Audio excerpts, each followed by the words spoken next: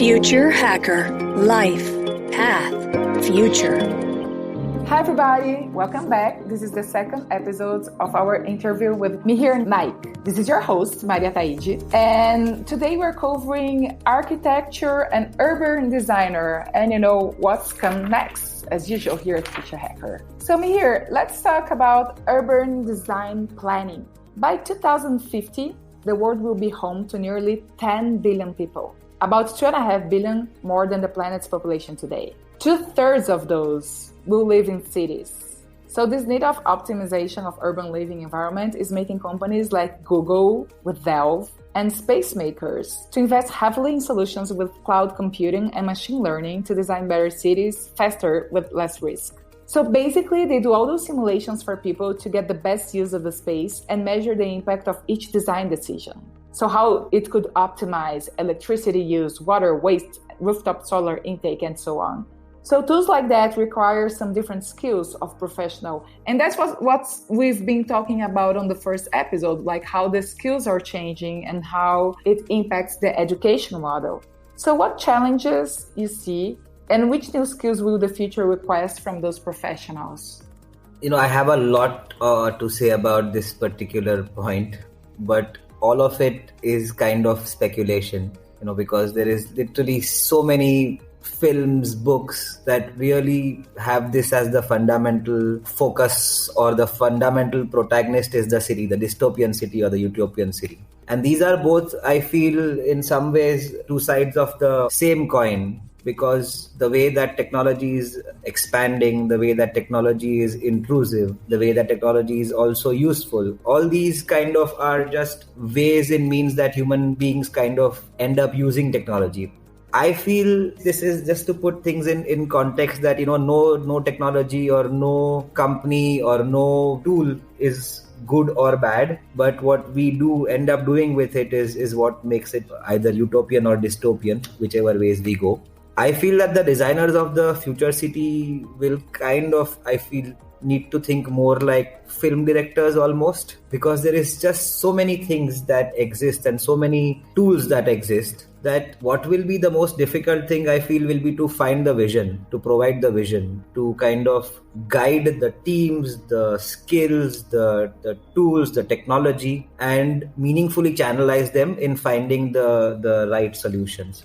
The problem is that, you can always talk about parts of the problem and, solve them, like optimizing electricity, optimizing water usage, smart waste collection, smart waste disposal. But how do you control social imbalances or social balances? Do you even want to control them? How do you decide, or who decides how much space is required by whom?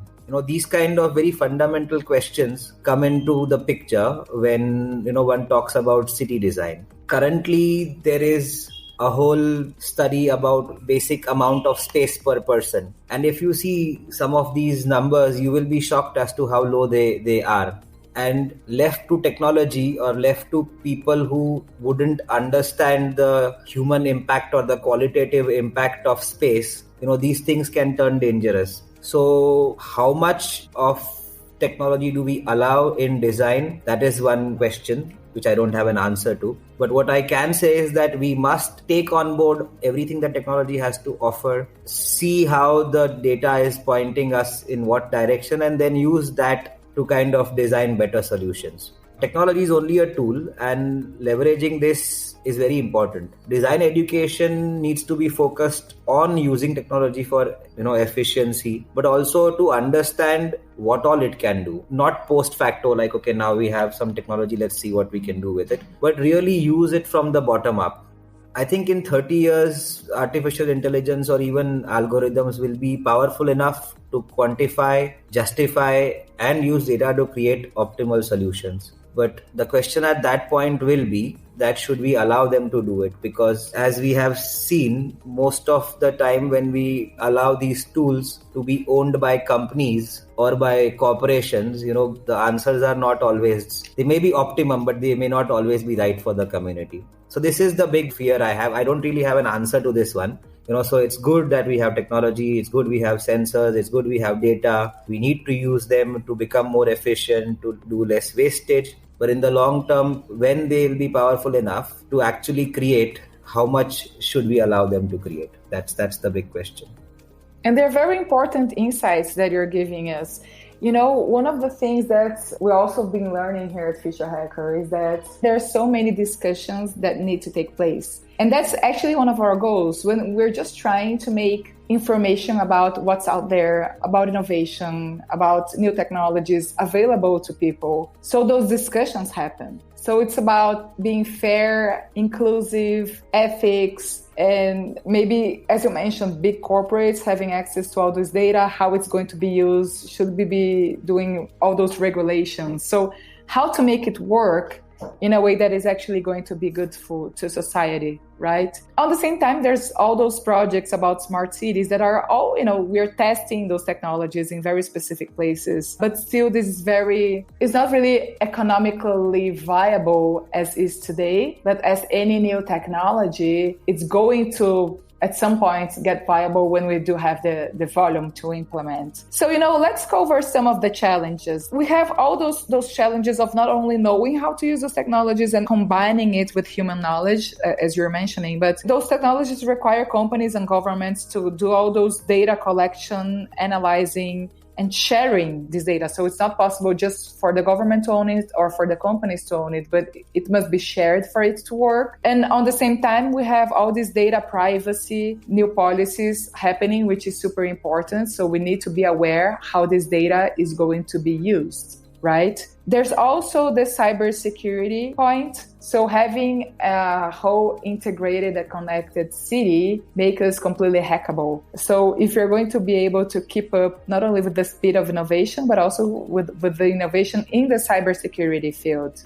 And finally, having a full integration in place instead of an isolated solution is also critical. So it's just not about having a self-driving connected garbage can if you're not able to take it to a recycling station, right? So you need to have the full solution in place. So could you comment about those challenges and any other challenge that I haven't mentioned here?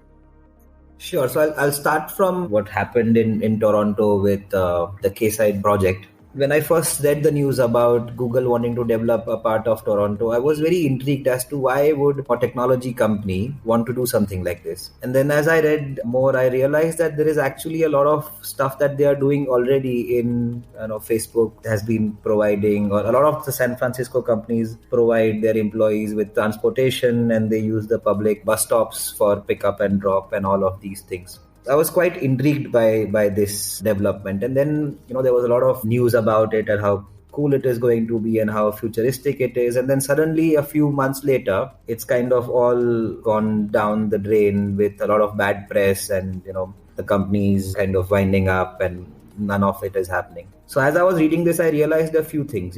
If you see over the last few years, big tech has set the benchmark in terms of what they call employee satisfaction by providing them with everything that they need. I mean, you must have seen the Googleplex images of food and, recreation.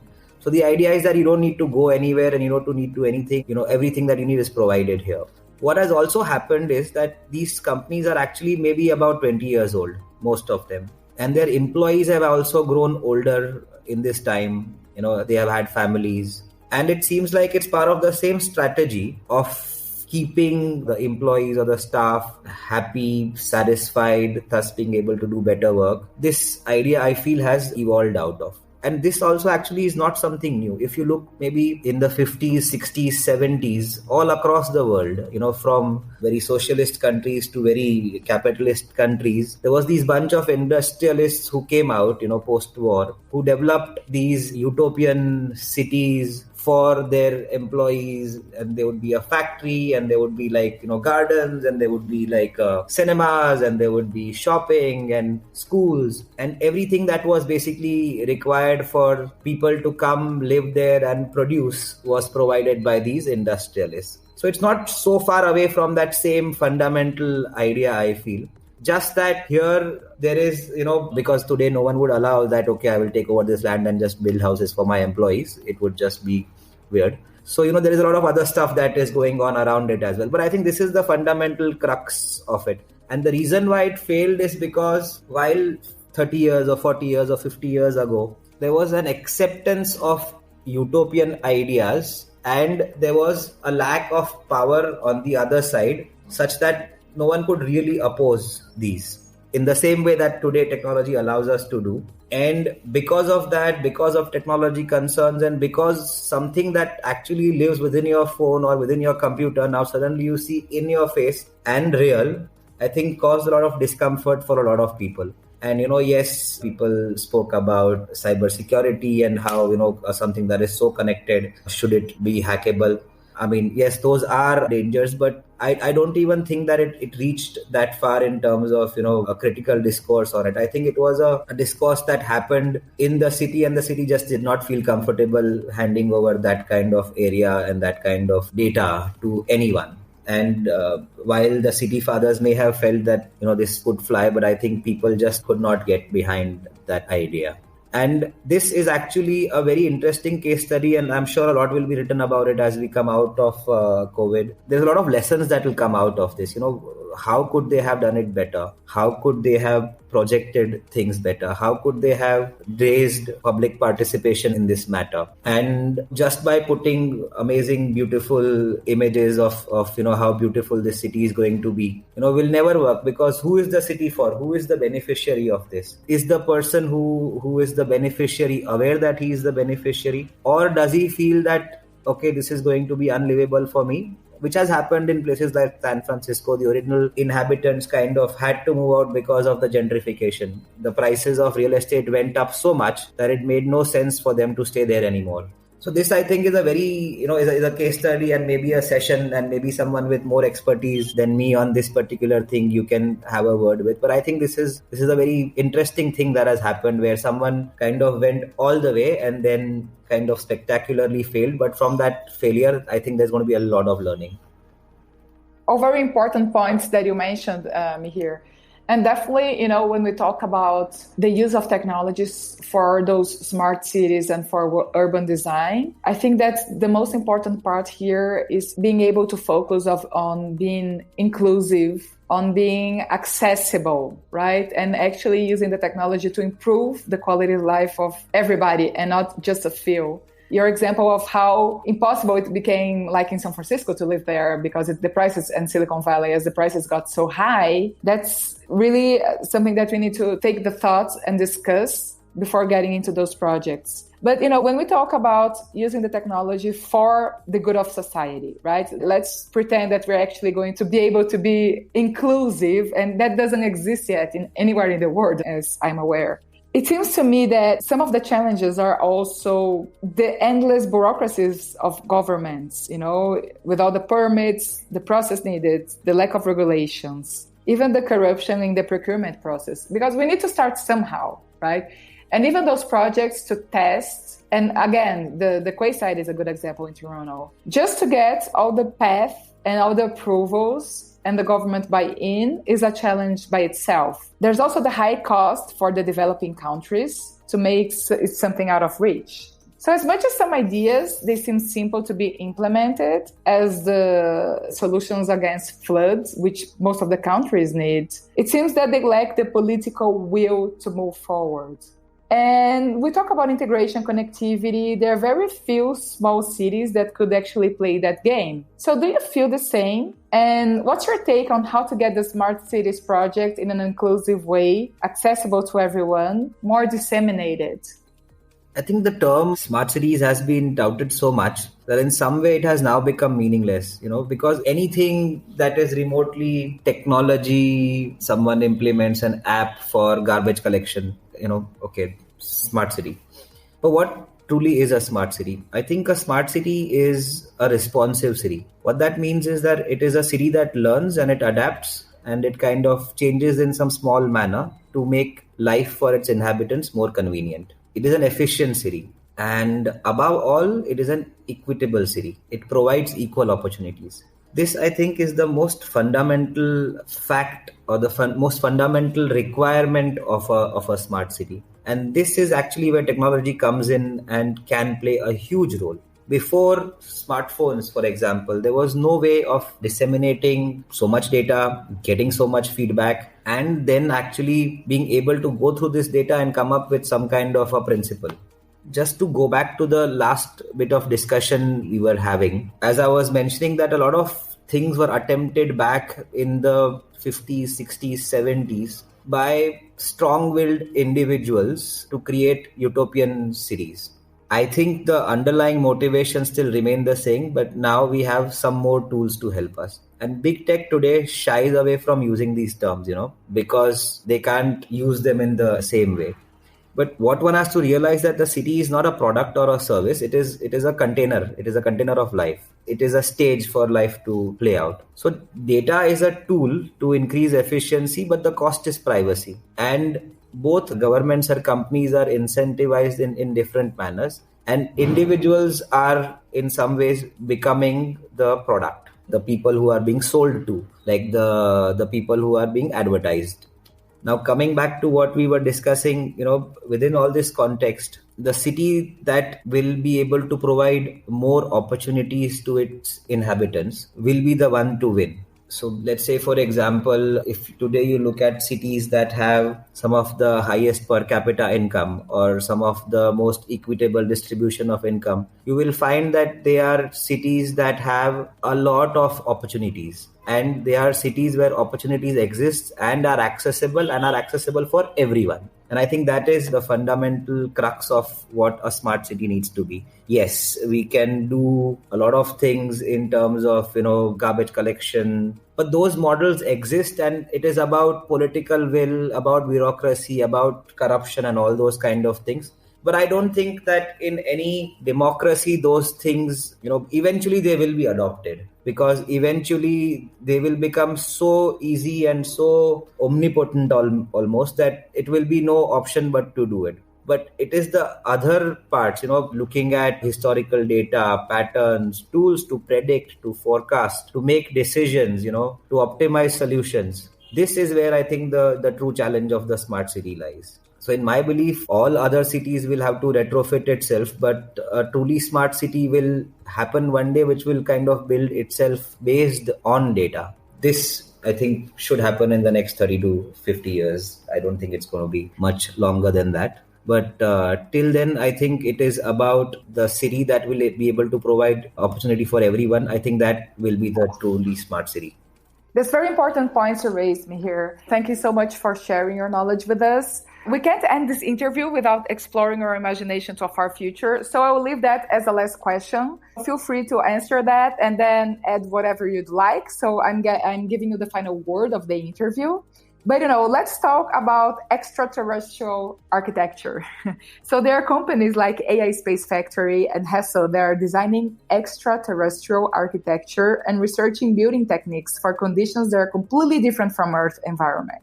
Basically, how to deal with different atmospheric conditions, exploring living systems, and develop autonomous, reconfigurable buildings with the ability to self-organize, self-access, and self-improve using machine learning, artificial intelligence, and who knows which other technologies will appear, right? So do you think somehow those studies will end up helping our future on Earth? And how far do you think we are from being able to live on other planets? And once again, thank you so much for being with us today, Mihir. I'm leaving the last word for you.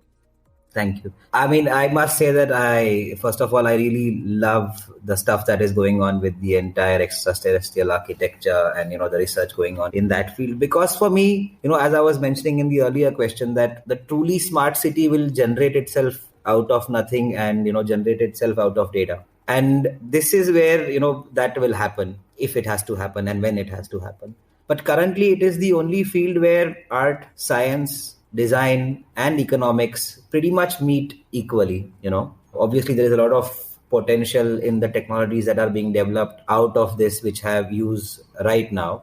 All great ideas come from some sort of speculation. People observe things and how they are, and then they theorize why they are the way they are. This is the fundamental scientific pursuit. As you can see, SpaceX and the satellites they are launching are giving us a super fast internet here on Earth. But at the same time, the aim is to reach Mars and colonize at this point, when we do reach there, I feel that this is when something truly special will have to happen, because there will be nothing over there that will kind of allow us to do things in the way that we used to do here. So it will have to be something completely new. And from this, I think we will learn a lot of new things. And as I said earlier, all technology kind of is a tool, and both dystopian or utopian futures are possible. And I suspect actually that they may not be very different from each other. And it will be more about, will you as an individual who has been a beneficiary of